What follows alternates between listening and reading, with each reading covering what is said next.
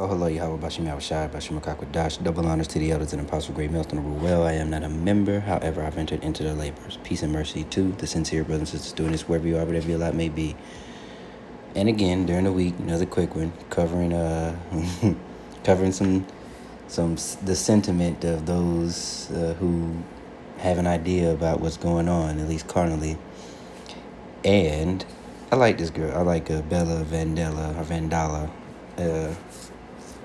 She be what the scriptures tell you, the tongues are falling upon themselves, right? These women, and she made, and I'm just assuming she's not Jacob, but she could be. Who knows? We'll never know. However, I say we won't know until we know.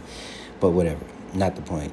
And as she says, she's sounding the MF alarm, right? Blowing that trumpet. And I mentioned before how, and the scripture finally came to light. I was reading through Ecclesiasticus, also known as Sirach. I was reading through that, but I mentioned a couple times out of a couple videos, and I said, E will smile in your face and stab you in your chest, right? They do things, they speak politely, all right, and they'll even have conversations with you, i.e., they'll come to the negotiation table, but, turn around and bomb you at the same time, right? They speak very politely, okay, but they still commit the most heinous acts. They still are going to further their wickedness. And because they prioritize perception and how things look, you don't pay attention to what they do, which is part of the reason why Jake gets all, it's the curses, but, also Jake gets all the hate that he should get, right? We don't have a standing army. We haven't destabilized any currencies. We don't go to countries to touch children, allegedly. Different countries, right? We don't do that by and large. And the scripture came right up, all right? And this is Ecclesiasticus, also known as Sirach, chapter 19, verse 25. I can't get off Instagram. Otherwise, it'll refresh, what wonderful technology we have. There is, and I'm going to read it in the GNT too, there is an exquisite subtlety, and the same is unjust. And there is one that turneth aside to make judgment appear, and there is a wise man that justifieth in judgment. Now I'm going to read it in the GNT, same thing. It is possible to be marvelously clever and still be dishonest, or to get what you want by being absurdly polite, okay? Then there are those wicked people who go about looking very solemn and mournful, but who are only trying to deceive you. All right, and then if you go to 12 and 10, what does it tell you? Never trust thine enemy, for like his iron rusteth, so is his wickedness. Or if you go, I believe, is it Proverbs, where it says his words were smoother than butter? Or maybe it's Psalms. But war was in his heart. Let me get to that real quick. Words. Damn it. Words.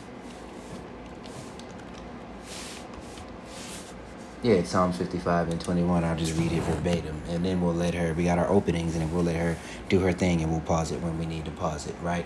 The words of his mouth were smoother than butter, but war was in his heart. His words were softer than oil, yet were they drawn swords. That is Psalms 55, verse 21. Here we go. Once again, I'm back here screaming into the motherfucking void because you guys are not taking enough offense to the way the billionaire ruling class is playing in your motherfucking face over your tax dollars. I'm going to read you a direct quote from Jeff Bezos, okay?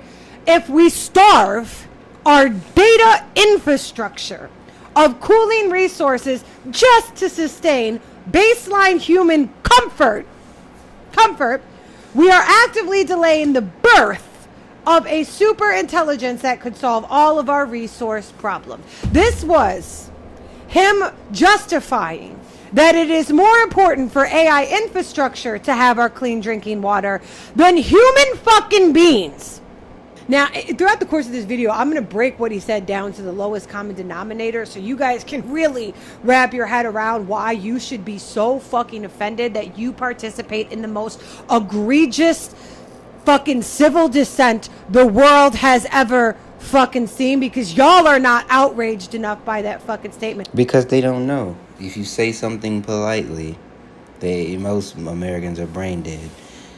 Furthermore, it's also like saying a polite way of eugenics is like it was what they said before, lowering carbon emissions. But the basic building block of life, trees produce oxygen. You inhale the oxygen, exhale carbon monoxide, and that helps. The Lord did not make any mistakes when he made man, when he made the land, when he made water, right? All those 6 days throughout creation, there were no, or 6,000 years throughout creation, there were no mistakes made. Things were meant to operate the way he intended. And then what did he say? It is good. But what is this? What does he do? Right? The perfect devil. The perfect devil. Everything is about death. It is a death culture. Nothing thrives. Nothing flourishes. It just dies. It withers away. And then they replicate what was just fine. They chemically replicate it, and then it's bad for the environment, and then it's bad for your body, and shit just continues to roll downhill and decline. Do you not see this? I can't even go without reading Habakkuk 2 and 5. I can't go Habakkuk without Habakkuk 2 and 5. One single video. But I'm going to start at 3. For the vision is yet for an appointed time, but at the end it shall speak and not lie. Though it tarry, wait for it, because it will surely come. It will not tarry. Behold, I should have started at 4. His soul which is lifted up is not upright in him, but the just shall live by his faith. Yea, also because he transgresseth by wine. He is a proud man, neither keepeth at home, who enlargeth his desire as hell, and is as death, cannot be satisfied, but gather unto him all nations, heapeth unto him all people. And then you can go to Revelation verse 6, where it talks about the different horses. All right. And most of those are him, right? The famine, the one that was given power to take peace from the earth. You're looking at it right here. You're looking at it. Second one, war. Revelation 6 and 4. And there went out another horse that was red. And power was given to him that sat thereon to take peace from the earth, and that they should kill one another. And there was given unto him a great sword. Who was it said in the book of Genesis in the beginning, where it talked about, by thy sword shalt thou live? Was that not his blessing? For a seal is death, and I looked, and behold, a pale horse, and his name that sat thereon him was death, and hell followed with him. Hell being a low estate, terrible estate, being in a position of not being able to rule or dictate your goings and comings, or be able to dictate whatever you put in your mouth. You don't know where your fucking food comes from. You have no idea. Your drinking water, the air you breathe. And you should be angry if you have any inkling of understanding of how the world should be as opposed to what it is now. It is an absolute ruin. It is mismanaged to the point to where if the Bible wasn't true, we'd have nowhere to go. And then these devils would go to other planets and do things to children and ruin those resources that are on that planet, and until the entire cluster of galaxies, if the Lord was allowed them to do so, until the entire cluster of galaxies is in ruins. They are not about life at all. Not to be fruitful and multiply, none of it. 6 and 8, all right, I read pale horse, okay, and the name that sat there on him was death, and hell followed him, and power was given unto them over the fourth part of the earth, to kill with the sword, and with hunger, and with death, and with beasts of the earth. 6 seal. No, that's not what I need. Okay, death. Yeah, those are the two. So death and famine, war, death, and famine. That's them. But before I hop into that, I want to illustrate the most important point, and that is that countries all across the world have AI data centers that specifically do not infringe upon access to clean drinking water. That is a decision.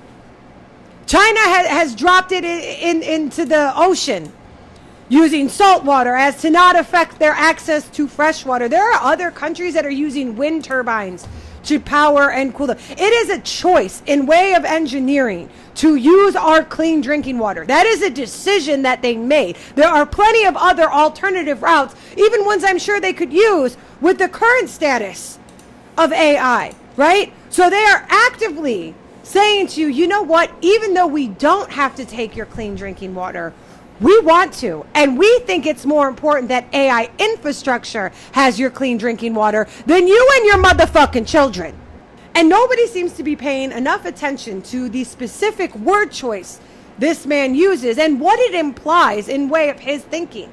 If we starve our data infrastructure of cooling, if we starve, you can't starve infrastructure because it's not a fucking form of life, but obviously he thinks it is, because he goes on to say, we are actively delaying the birth of a super intelligence. This man genuinely believes that AI holds more life value than the human fucking race.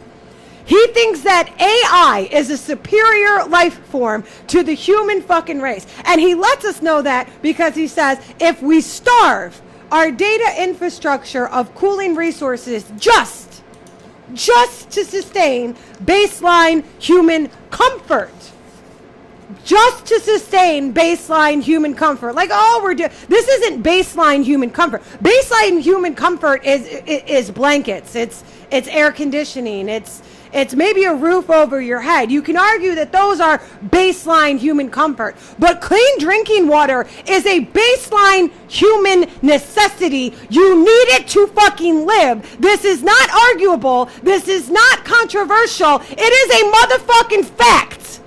What the billionaire ruling class of the oligarchical, genocidal, child-raping maniacs currently occupying the United States of America have let us know repeatedly, over and over and over and over and over and over again, is that there is no life they are not willing to take so that they can hoard their resources for whatever fucking cockamamie agenda they concoct in their evil fucking two-brain cell head.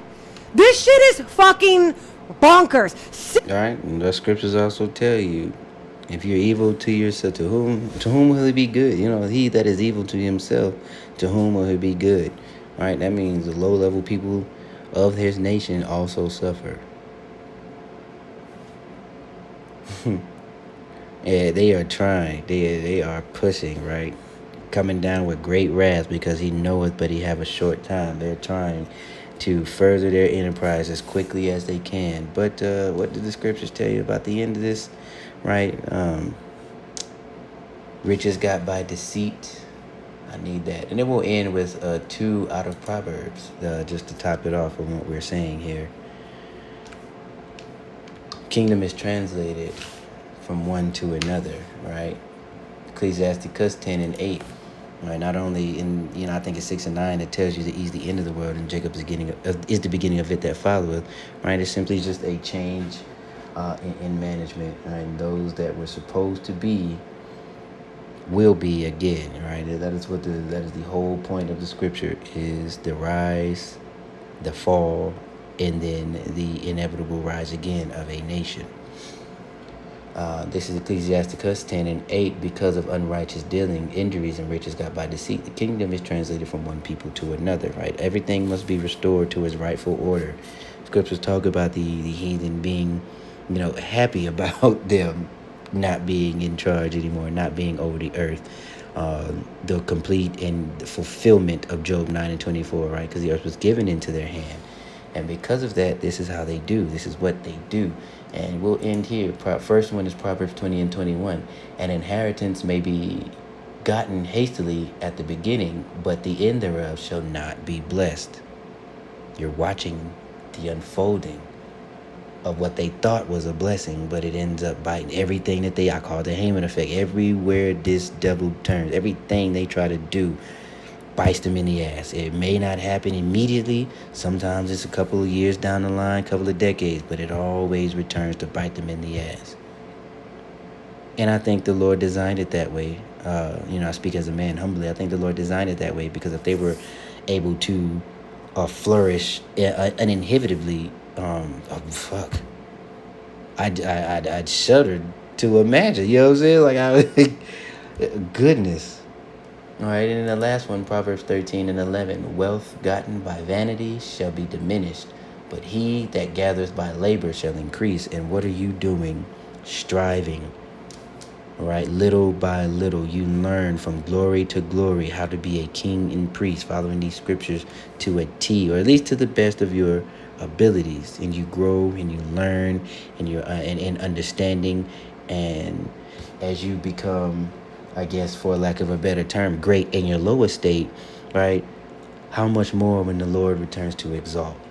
So, those who have the understanding, you have hope, all right, and something that is going to be greater later. But the battle is you can't be swayed by naysayers and non-believers, and you also cannot be swayed by the plagues of the mind, where sometimes you experience doubt. Right? And if you do so, fast and pray and continue to do the things that you've been doing, which I know the sincere are. All right, so with that being said, hey man, we chugging along with this. But more danger, more turmoil, right? This is all just the beginning. So keep holding on, keep praying, keep repenting. Shalom.